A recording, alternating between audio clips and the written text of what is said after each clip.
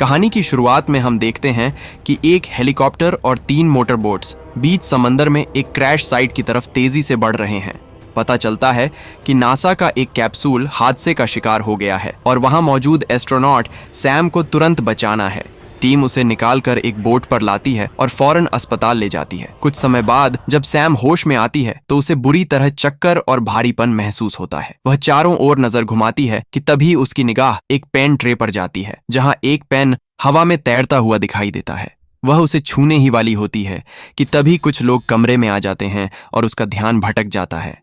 जब सैम दोबारा उस पेन को देखती है तो वह पेन वापस ट्रे पर रखा हुआ मिलता है। अगले ही पल उसे उल्टी आ जाती है और डॉक्टर्स बताते हैं कि अंतरिक्ष से वापस आने के बाद ऐसा होना नॉर्मल है। इसके बाद डॉक्टर्स उसे कुछ सवाल करते हैं ताकि वो जान सके कि उसकी दिमागी हालत ठीक है या नहीं। यहाँ सैम उन्हें उस तैरते हुए पेन के बारे में बताती है तो डॉक्टर्स सैम को समझाते हैं कि एंटी ग्रेविटी से लौटने के बाद ऐसी अजीब चीजें देखना एक आम वहम हो सकता है। यहाँ हम सैम की चोट को भी देखते हैं जो शायद उसे लैंडिंग के वक्त आई हो। सच जानने के लिए डॉक्टर उससे पूरी घटना फिर से सुनना चाहते हैं। सैम बताती है कि उसे मिशन कंट्रोल से कुछ कोऑर्डिनेट मिले थे और शुरू में सब कुछ ठीक चल रहा था, लेकिन अचानक उसे ऐसा लगा कि उसके कैप्सूल की किसी चीज से जोरदार टक्कर हुई। उसे यह भी नहीं पता कि नीचे गिरते वक्त वो बेहोश हुई थी या नहीं। उसकी सारी यादें धुंधली थीं। डॉक्टर्स उसे बताते हैं कि किसी नुकीली चीज ने उसके कैप्सूल को चीर दिया था और उसी हादसे में उसका हेलमेट भी टूट गया। अभी उन्हें नहीं पता वो चीज क्या थी, लेकिन उन्हें शक है कि वह अंतरिक्ष से गिरे किसी मलबे का टुकड़ा रहा होगा। तुम्हारे स्पेस सूट पर जो कण मिले हैं उनकी जांच की जा रही है। थोड़ी देर बाद सैम से मिलने उसका पति मार्क और बेटी इजी आते हैं, लेकिन क्योंकि वह अभी भी क्वारंटीन में है इसलिए वो अपने परिवार को छू नहीं सकती, लेकिन वो कांच की दीवार से आर पार बात कर सकती है। तभी उसके पिता विलियम भी उसे देखने आते हैं। वो बताते हैं कि पेंटागन अब नासा के साथ मिलकर इस क्रैश की जांच कर रहा है, क्योंकि सैम के वापस आते वक्त कुछ अजीब फ्रीक्वेंसी रिकॉर्ड हुई थी जिन्हें अभी डिकोड करना बाकी है। तब तक उसकी रिकवरी के लिए सरकार ने एक प्राइवेट हाउस भी दे दिया है ताकि रिपोर्टर उसके पास ना पहुंच सके। इसी बीच एक डॉक्टर आकर मीटिंग बीच में रोककर सैम को आगे के टेस्ट के लिए वापस ले जाता है। सैम कांच पर हाथ रखकर इजी को भरोसा दिलाती है कि वह जल्द मिलेगी। जब उसे क्वारंटाइन से उस सरकारी घर में शिफ्ट करने का वक्त आता है तो सुरक्षा का पूरा काफिला उसे रेगिस्तान जैसी सुनसान जगह पर बने उस घर तक लेकर जाता है। डॉक्टर मिशेल उसे घर दिखाते हुए बताती हैं कि यह इलाका 1950 के दशक में हथियारों की टेस्टिंग के लिए सरकार ने खरीदा था और अब यहाँ बड़े बड़े डिप्लोमेट्स को रखा जाता है। बाहर एक टेलीस्कोप भी लगा है ताकि सैम अंतरिक्ष को मिस ना करे। सैम जैसे ही टेलीस्कोप देखकर उसे इस्तेमाल करने की कोशिश करती है, अचानक उसके कानों में तेज चुभने वाली आवाज गूंजती है और उसकी आंखों के सामने कुछ अजीब तरह की यादें आने लगती हैं। मिशेल फौरन उसे संभालती है और बताती है कि ऐसा होना आम बात है। आवाज रुकने के बाद मिशेल उसे चेतावनी देती है कि अब उसे तरह तरह के साइड इफेक्ट्स झेलने पड़ सकते हैं, जैसे नाक से खून आना, दिमागी वहम होना या ऐसी चीजें दिखना जो असल में हैं ही नहीं। वह साफ कहती है कि अगर सैम 2 महीने बाद होने वाले असेसमेंट टेस्ट में पास होकर फिर से काम पर लौटना चाहती है तो अभी उसे अपना पूरा ध्यान रिकवरी पर लगाना होगा। डॉक्टर हर सुबह आकर उसकी जांच करेंगे। ऐसा कहकर टीम वहां से चली जाती है। उनके जाते ही सैम के सिर में तेज दर्द उठता है तो वह अपना टेम्परेचर चेक करती है, लेकिन बुखार नहीं होता। वो हाथ की पट्टी हटाकर देखती है तो वहां गहरा और डरावना निशान बना होता है। कुछ देर बाद वह सामान खोलना शुरू करती है, मगर तभी उसकी नाक से खून बहने लगता है। कपड़ा लेने के लिए वह किचन में जाती है और उसी दौरान उसकी बेस्ट फ्रेंड वेल का वीडियो कॉल आ जाता है। दोनों बातें कर ही रहे होते हैं कि सैम अचानक कुछ सेकंड के लिए एकदम चुप हो जाती है और घर के पीछे की तरफ घूरती रहती है। वेल बार बार उसका नाम पुकारती है। तब जाकर सैम होश में वापस आती है और माफी मांगते हुए कहती है कि उसे लगा जैसे बाहर कुछ दिखा था। वह कमरा बदलकर दूसरी जगह चली जाती है, लेकिन बाहर अंधेरे में वाकई कुछ हिलता डुलता नजर आता है। चैट जारी रखते हुए वेल उसे सलाह देती है कि अपने सिम्टम्स कम करके बताना, वरना वापसी में देर हो जाएगी। वीडियो कॉल कटते ही घर की लाइटें बार बार झिलमिलाने लगती हैं और किसी दूसरे कमरे से जोरदार आवाज आती है। सैम घबराकर वहां जाती है तो फर्श पर कीचड़ और बारिश का पानी फैला हुआ मिलता है। एक कुर्सी जमीन पर गिरी होती है और पीछे का दरवाजा खुला रहता है। वो बाहर जाकर टेलीस्कोप उठाती है और जंगल की तरफ देखती है। उसे अंधेरे में कुछ हिलता हुआ दिखाई देता है, लेकिन अगले ही पल वह चीज गायब हो जाती है। उस याद को ध्यान में रखते हुए वो टॉर्च लेकर जंगल की ओर जाती है और जहां उसने हलचल देखी थी वहां एक पत्थर फेंकती है, बिना यह जाने कि वही रहस्यमयी चीज अब घर की छत पर चढ़ चुकी है। अचानक वही कान फाड़ देने वाली चीख जैसी आवाज फिर सुनाई देने लगती है और उसकी आंखों के सामने पहले जैसी ही डरावनी झलकियां आती हैं। अगली सुबह जब सैम उठती है तो उसे पता चलता है कि उसके हाथ पर अब पट्टी ही नहीं है। वह घबराकर देखती है कि चोट का निशान अब पहले से ज्यादा फैल चुका है। नाश्ता बनाते वक्त अचानक सैम की नजर काउंटर पर जाती है तो उसके होश उड़ जाते हैं। एक अंडा हवा में तैर रहा था। वो उंगली से उसे छू कर देखती है तो वह हल्का सा लहराता है। सैम उसे पकड़ती है और फिर छोड़ देती है, लेकिन अंडा वापस नीचे नहीं आता, हवा में ही टंगा रहता है। लेकिन जैसे ही मेडिकल टीम घर पहुंचती है, वह अंडा अचानक नीचे गिरकर काउंटर पर फूट जाता है। उसके बाद पूरी सुबह सैम पर कई तरह के मेडिकल टेस्ट होते रहते हैं। एक्सरसाइज के दौरान अचानक उसके पैर में तेज दर्द उठता है, लेकिन वो इसे बस एक क्रैम्प बताकर टाल देती है। सारे टेस्ट खत्म होने के बाद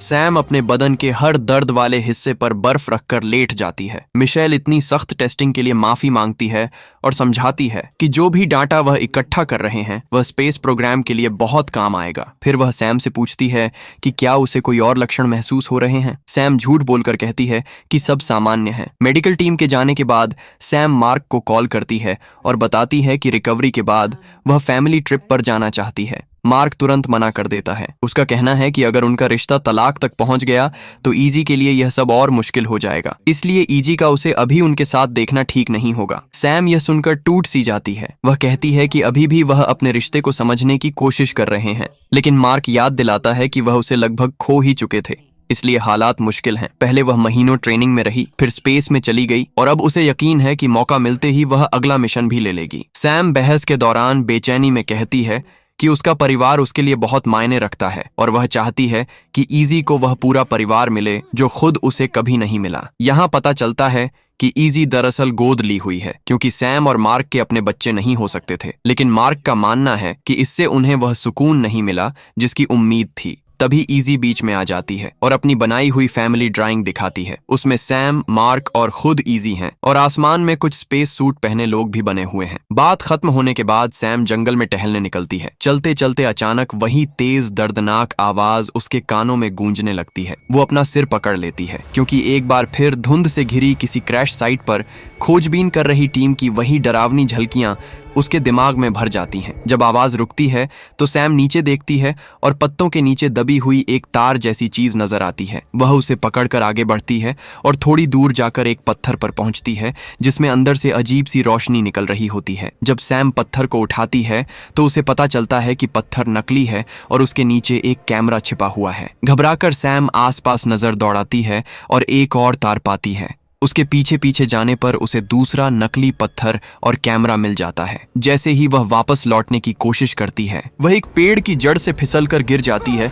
फिर सैम अपने बिस्तर पर जागती है। सिर में तेज दर्द के साथ वह अपने बालों को छूती है और खून देखती है। तभी उसे बाहर कोई दिखाई देता है और कमरे में अचानक एक आदमी दाखिल होता है। वह कहता है कि उन्हें सैम गंभीर चोट के साथ बाहर मिली, इसलिए उन्होंने उसे अंदर लाया। जब सैम पूछती है कि वे कौन है तो पता चलता है कि विलियम उसे देखने आया है। वह समझाते हैं कि जब वह पहुंचे तो उन्होंने खोज टीम बुलाई थी और घर खाली पाया। सैम कैमरों के बारे में पूछती है और विलियम बताते हैं कि उन्होंने नासा को घर के सभी विवरण नहीं बताए, क्योंकि उन्हें उम्मीद नहीं थी कि सैम इतनी दूर जाएगी। फिर वह उसे नीचे ले जाते हैं और फर्नीचर के पीछे छिपे एक गुप्त हिस्से को खोलते हुए बताते हैं कि यह एक सेफ हाउस है। वे एक और सीढ़ी से नीचे जाते हैं और विलियम बताते हैं कि यह घर उन खास लोगों के लिए बनाया गया था जिन्हें कुछ समय के लिए छुपने की जरूरत पड़ती थी। जब आखिरी दरवाजा खुलता है तो वे एक बड़े क्षेत्र में जाते हैं जिसमें कई रहने के कमरे हैं। पीछे का कमरा केंद्रीय सिस्टम है जो अपने खुद के पावर सोर्स पर चलता है। विलियम कंप्यूटर चालू करते हैं और सैम को दिखाते हैं कि घर के चारों ओर दर्जनों सुरक्षा कैमरे हैं। किसी आपात स्थिति में बिल्डिंग अपने आप 3 परतों के पीछे बंद हो जाती है जो दुनिया की सबसे मजबूत चीजों से बनी है। यहाँ एक सुरक्षा प्रणाली भी है, लेकिन विलियम को शक है कि उसे इसकी जरूरत पड़ेगी। विलियम के जाने के बाद स्क्रीन में ग्लिच शुरू हो जाते हैं। सैम अपने हाथ की हालत चेक करती है और नोटिस करती है कि चोट अब उसकी बांह तक फैल रही है। वह इसकी तस्वीर खींचती है और वेल को भेजती है, फिर अपनी दवा लेती है। वेल जवाब देती है कि उसे बस चोट पर बर्फ रखनी है और वह ठीक हो जाएगी। शाम के समय सैम जकूजी में आराम कर रही होती है और आसपास हवा तेजी से बह रही होती है। अचानक हवा रुक जाती है और सैम जंगल से अजीब आवाजें सुनती है।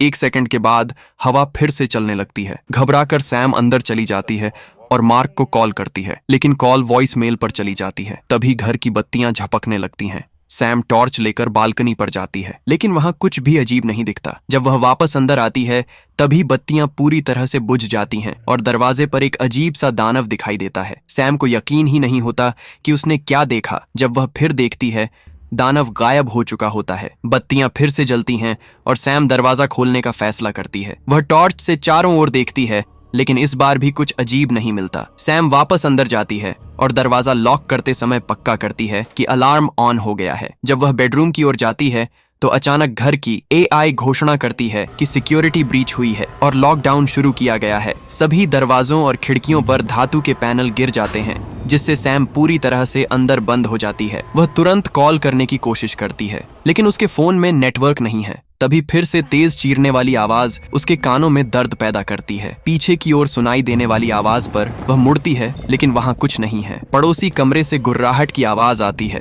और डर के मारे सैम नीचे भागती है, जबकि वह जीव उसके पास से दौड़ते हुए गुजरता है। जैसे ही आवाज पास आती है, सैम तुरंत पावर स्विच की ओर दौड़ती है और सभी स्विच दबाती है, लेकिन कोई असर नहीं होता। बाहर निकलने वाले दरवाजे भी नहीं खुलते। इसी समय कमरे के दरवाजे की नॉब अपने आप हिलने लगती है, लेकिन सैम जब टॉर्च उसकी ओर करती है तो वह रुक जाती है। कुछ संकोच के बाद सैम फैसला करती है कि वह दरवाजा खोलेगी और बाहर जाकर जांच करेगी। जल्दी ही लाइटें फिर से झपकने लगती हैं और खिड़की के पास एक पौधा अपने आप हिलता है, जिसे देखकर सैम डर के मारे टॉर्च गिरा देती है। वह जल्दी से टॉर्च उठाती है और पौधे की ओर देखती है। तभी अचानक एक डरावना हाथ कांच को छूता है और सैम चिल्ला उठती है। सैम नीचे दौड़ती है और छिपा हुआ दरवाजा खोलकर बंकर एरिया में भागती है ताकि सिक्योरिटी कैमरों तक पहुंचे। शुरुआत में स्क्रीन काम नहीं कर रही होती, लेकिन आखिरकार वह सही स्विच ढूंढ लेती है और उन्हें चालू कर देती है। सैम घर के आसपास के इलाके को देखती है और घास पर उस डरावने जीव को झुके हुए पाती है, लेकिन जैसे ही लाइट झपकती है वह जीव गायब हो जाता है। अचानक सैम का फोन बजता है और वह महसूस करती है कि वह कंप्यूटर डेस्क पर सो गई थी। वह तुरंत ऊपर दौड़ती है और वहां विलियम अपनी टीम के साथ मिलता है। सैम उन्हें बताती है कि जनरेटर में कुछ गड़बड़ है। विलियम बताता है कि उन्हें कुछ ब्लैकआउट पता चले थे और वह अपनी टीम को ठीक करने के लिए भेज देता है। सैम उसे बताती है कि कोई चीज घर के अंदर आई थी, तो विलियम वादा करता है कि वह सिक्योरिटी फुटेज चेक करेगा। इसके बाद टेस्ट शुरू होते हैं। मिशेल सैम के चोट के निशान देखती है और मानती है कि यह नॉर्मल नहीं लग रहे, इसलिए वह एक्सरे के लिए अपॉइंटमेंट बुक करने को कहती है। कुछ देर बाद मार्क और इजी सैम से मिलने आते हैं। जब विलियम अपनी पोती के साथ वक्त बिताता है तो मार्क और सैम जंगल में निजी बात करने चले जाते हैं। सैम उसे बताती है कि उसने एक ऐसा जीव देखा है जो इस दुनिया का नहीं है और उसे शक है कि कहीं वह अपने साथ कोई एलियन तो नहीं ले आई, क्योंकि उसका मिशन स्पेस में सिग्नल भेजने से जुड़ा था। मार्क कुछ कह पाता इससे पहले ही इजी आकर उनकी बात काट देती है। फिर विलियम और सैम मिलकर सिक्योरिटी कैमरे चेक करते हैं। जब सैम ने उस मॉन्स्टर को देखा था तब स्क्रीन पर ग्लिच आने लगता है, लेकिन घास पर कोई जीव नहीं दिखता। विलियम को लगता है कि सैम सिर्फ स्ट्रेस के कारण यह सब सोच रही है और उसे आराम करना चाहिए। विलियम के ऊपर जाने के बाद सैम कंप्यूटर से पूरे घर का स्कैन कराती है और AI 9 लोगों के बारे में बताता है जो उसके परिवार और विलियम की टीम के सदस्य हैं। इजी और उसके माता पिता जंगल में वॉक पर जाते हैं और मार्क थोड़ा प्यार जताता है। अचानक एक अजीब आवाज सुनाई देती है और वे देखते हैं कि इजी गायब है। वे उसे खोजने के लिए बेताब हो जाते हैं। तभी इजी उनके पीछे आती है और उसके हाथ में एक मरा हुआ कीड़ा होता है। जंगल में सभी कीड़े चीखने लगते हैं और एक कीड़ा पेड़ से टकरा जाता है, जिससे परिवार डर कर भाग जाता है। जैसे जैसे वे भागते हैं आवाजें और तेज हो जाती हैं। हजारों कीड़े जंगल से उड़ते हुए बाहर आने लगते हैं। परिवार जल्दी से घर में छिप जाता है और डर के मारे देखता है कि कैसे सभी कीड़े खिड़कियों पर बैठ जाते हैं, यहाँ तक कि सूरज की रोशनी भी बंद हो जाती है। कुछ ही देर बाद कीड़े गायब हो जाते हैं और खिड़कियों का कांच चिपचिपा हो जाता है। जब जोड़ा करीब जाकर देखता है तो पाता है कि सभी कीड़े बाहर खिड़कियों के पास मरे पड़े हैं। जल्दी ही सफाई टीम आती है और गंदगी साफ करती है। एक नासा अधिकारी का अनुमान है कि यह मौसम में किसी गड़बड़ी की वजह से हुआ होगा। सैम अपने कैप्सूल पर चल रहे टेस्ट के अपडेट पूछती है, लेकिन लैब्स के पास अभी तक कोई परिणाम नहीं है। मार्क और इजी चले जाते हैं, लेकिन वादा करते हैं कि आज रात फिर उनसे मिलने आएंगे। बाद में सैम को अपने पैर में अजीब सा महसूस होता है। जैसे ही वह अपना जूता उतारती है वह पाती है कि उसकी उंगली से खून बह रहा है। वह तुरंत बाथरूम की ओर दौड़ती है और मोजा उतार कर अपने पैर की उंगली धोती है, लेकिन नजदीकी से देखने पर पता चलता है कि चोट पैर में ऊपर तक चली गई है। जैसे ही वह अपनी उंगली को छूती है वह चिल्ला उठती है क्योंकि नाखून निकल गया है। पैर पर पट्टी बांधने के बाद सैम अपनी चोट लगी बाजू पर बर्फ रखती है। तभी लाइट्स झपकने लगती हैं और डर के मारे वह टेबल को पीछे के दरवाजे के सामने लगा देती है। वह इंटरनेट पर अजीब कीड़े वाली घटनाओं की जानकारी ढूंढती है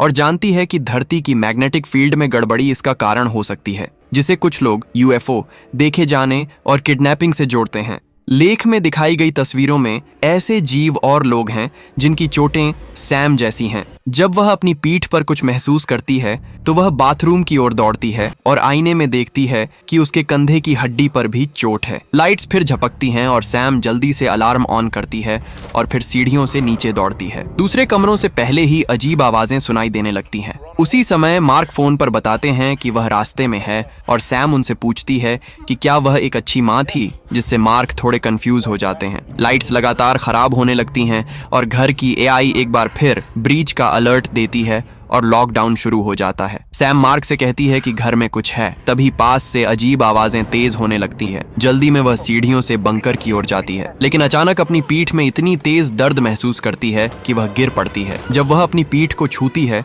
तो उसका हाथ एक अजीब जेल जैसी चीज से टकराता है। अपना टूटा हुआ मोबाइल देखकर और ऊपर से आती आवाजें सुनकर सैम कंप्यूटर की ओर भागती है। सैम सभी कैमरे चेक करती है लेकिन किसी को नहीं देख पाती। फिर वह बिल्डिंग का स्कैन चलाती है और कंप्यूटर बताता है कि उसके अलावा यहाँ एक और व्यक्ति है। स्क्रीन गड़बड़ाने लगती है और अचानक घर के अंदर एक डरावना जीव दिखाई देता है, जिससे सैम घबराकर स्क्रीन बंद कर देती है। कंप्यूटर फिर से स्कैन चलाता है और अब पक्का हो जाता है कि ऊपर के फ्लोर पर 2 और लोग हैं। सैम कुछ बटन दबाती है और गलियारे की छत से धुआं निकलने लगता है। वह अगले कमरे की ओर भागती है और किचन में पहुंच जाती है। तभी वहां से अजीब आवाजें आने लगती हैं। तो सैम फर्नीचर के पीछे छिपते हुए ओवन में उस जीव का रिफ्लेक्शन देखती है। खुशकिस्मती से वह उसे नहीं देखता और दूर चला जाता है। लेकिन जब सैम दरवाजे की ओर चुपके से बढ़ने की कोशिश करती है तो दूसरा जीव आ जाता है और उसे फिर से छिपना पड़ता है। सैम तब तक इंतजार करती है जब तक यह जीव भी हिलता नहीं और फिर वह तेजी से दरवाजे से निकलती है। सैम एक बाथरूम में छिपती है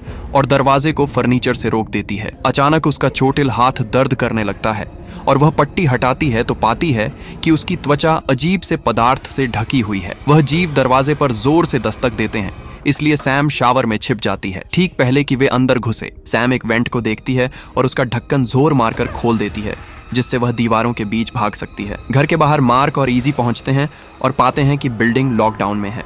मार्क सैम को कॉल करने की कोशिश करता है लेकिन कोई जवाब नहीं मिलता, इसलिए वह कार छोड़कर जांच करने जाता है। इजी पास में कुछ देखती है और अकेले दौड़कर बाहर जाती है। मार्क उसका पीछा करता है और पाता है कि वह जंगल में एक रोशनी की ओर इशारा कर रही है। वहीं सैम गलियारे में लौटकर सीढ़ियों पर जाती है, लेकिन वह जीव उसका पैर पकड़ लेता है और वह गिर जाती है। कुछ संघर्ष के बाद सैम उस जीव के पंजे को ठोकर मारकर हटा देती है और आगे बढ़ती रहती है। वह दीवारों के बीच एक और जगह से चुपके से गुजरती है, जबकि उसकी चोटें तेज रोशनी में चमक रही हैं। आखिरकार उसे एक सीढ़ी मिलती है और वह जंगल में एक हैच के रास्ते बाहर चढ़ जाती है। जैसे ही सैम पेड़ों के बीच दौड़ती है, उसकी चोटें चमकने लगती हैं और वह उन जीवों की आवाजें सुनती रहती है। घर के पास सड़क पर विलियम अपनी हथियारबंद टीम के साथ पहुंचता है। वह उन्हें याद दिलाता है कि वे किसी बहुत बुद्धिमान जीव का सामना कर रहे हैं। फिर उन्हें खोज के लिए भेज देता है। सैनिक बाकी घर की तलाशी लेते हैं, जबकि विलियम बंकर की ओर जाता है और वहां सब कुछ तहस नहस पाता है। जंगल में सैम जमीन पर गिर जाती है